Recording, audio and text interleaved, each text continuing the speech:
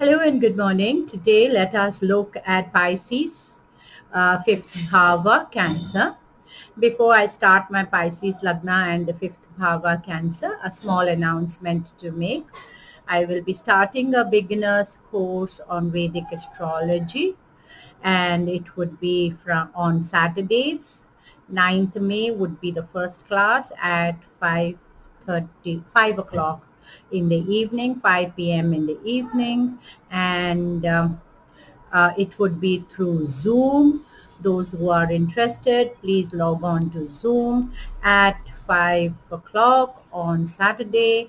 The course is for about 40 minutes and we shall do about 20 classes, and each class, my fees is for rupees 200. I would hope that this would help you to understand astrology easy. My goal orientation has always been to make astrology easy. Now let us look at Pisces Lagna and the fifth bhava. The fifth bhava of Pisces Lagna falls in Cancer, which is a movable watery sign, and it is the fifth house from the Lagna or the ascendant, and fourth house from the Kala Purusha. The fourth house from the Kala Purusha is called the Lakshmi Sthana, and the fifth house from the Lagna is the Purva Punya Sthana. Therefore, the Purva Punya Sthana of the fifth house is blessed by the Lakshmi. Therefore, these natives are generally very lucky in due to their Purva Punya falling in Lakshmi Sthana.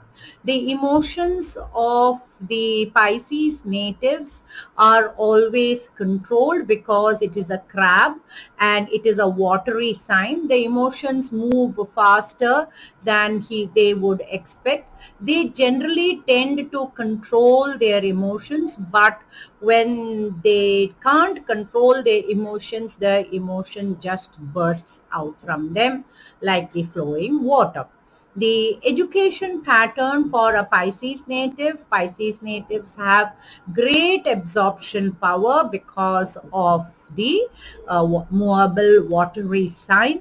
Along with that, the crab symbol allows them to retain the knowledge or subjects that they have learned, which is a beautiful formation, because I am having an interest to study and I can retain and reproduce because of the symbol of the crab, because and the movable sign. The native has a vast knowledge in vast fields, and they have the ability to retain and to reproduce at a given time. The only problem that Pisces natives do find is that Pisces generally are indecisive, so they do tend to get carried away by the others' influences. If they can control the others' influences on them,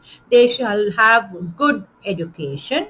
Now, regarding children, Pisces natives generally have early children according to the Bhuktis, of course, and they have a great love for their children because Cancer is a watery, fruitful sign. Since it is a fruitful sign and it is a Lakshmi Sthana, Pisces natives will have children early in their life and they will love their children.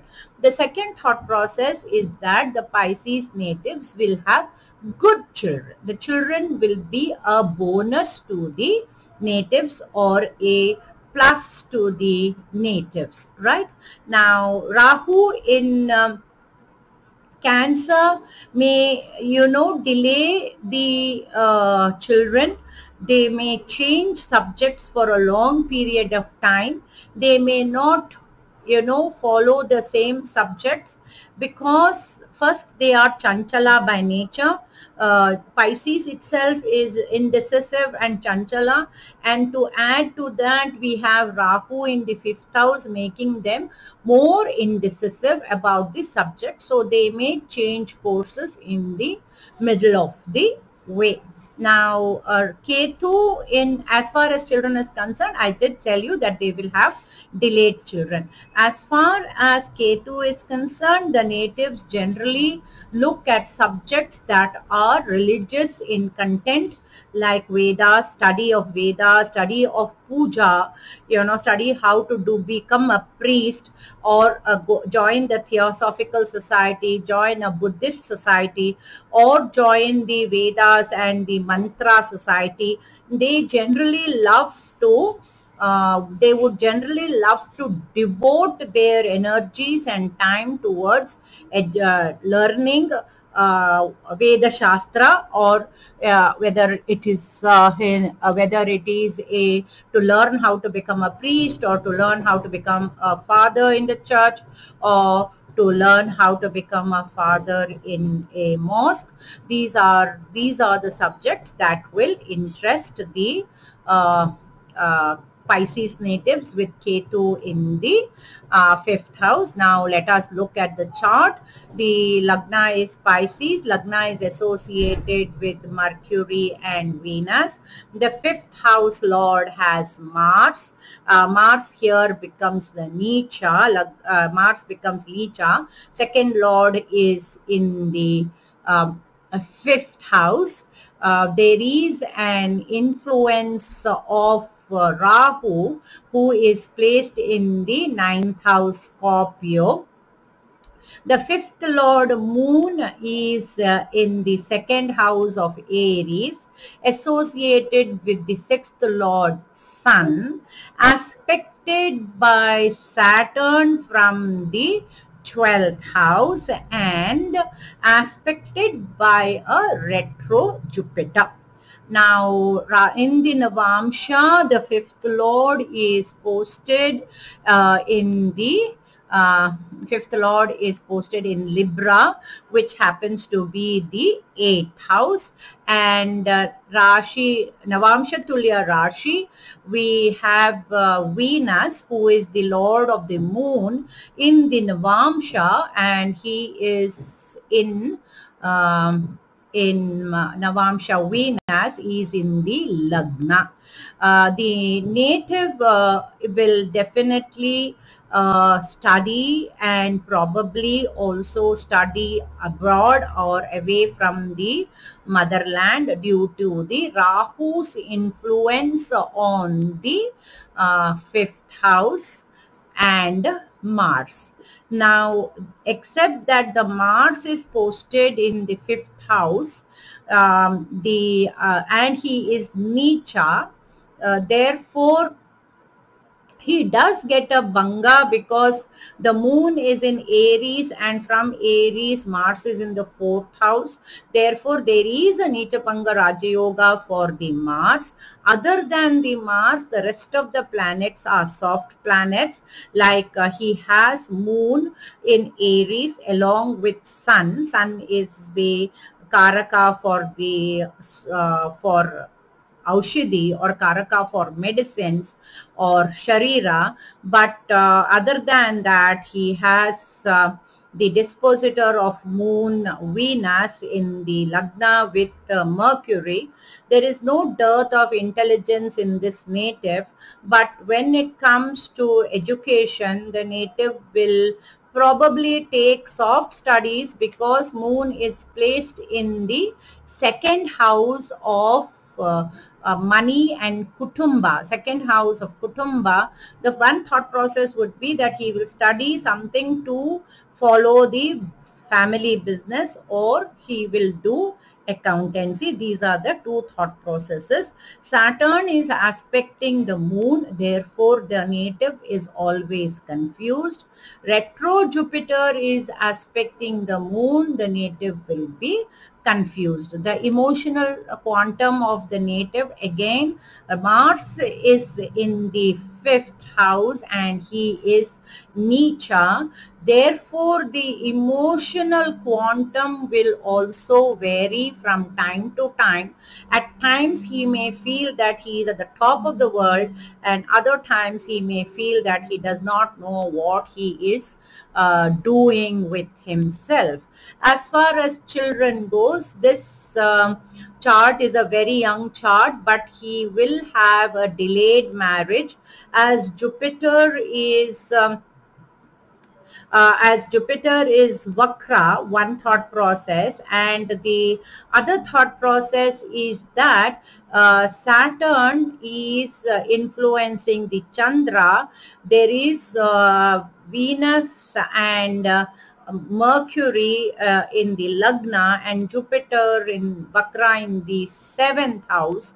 Therefore, when there are too many benefic planets in the 1-7 axis, there is a saying by Parashari or maybe one of the senior most astrologers that benefic planets in benefic houses need not do good, and the contrary is that the malefic planets in malefic houses need not do bad. You know, this proverb of this theory is very much applicable in this chart because we have 3 benefic planets in 1-7 axis, and then we have the 5th house, which is the Purva Punya Sthana, or the 11th house of gains from the marriage. See, 7th house is marriage, and the 5th house from the 7th house becomes the 11th house of gains from the marriage, which is associated with Mars, and Mars is Neecha, again showing a delay for childbirth, or again showing a strong negativity for the marriage parameters to get a gain. Now, the other thought process is that moon is also aspecting the moon is not aspecting the 5th house, 7th house, I'm sorry. The moon is aspected by Saturn, which is also a Karaka for delay in marriage. And if you look, if you check it out from the moon Lagna, the 7th Lord Venus is placed in the 12th house in Pisces, which is another method of realizing that there will be a delayed marriage for this native. The Dasha Bhuktis will be more appropriate, or we should study the Dasha Bhuktis to get a better idea of for this native's marriage timings. Thank you for watching my video. Like, share and subscribe. Follow me at G3 Astro. Do join me at the classes for basics in Vedic astrology, Zoom, on Saturday 5 p.m. Thank you. Have a pleasant day.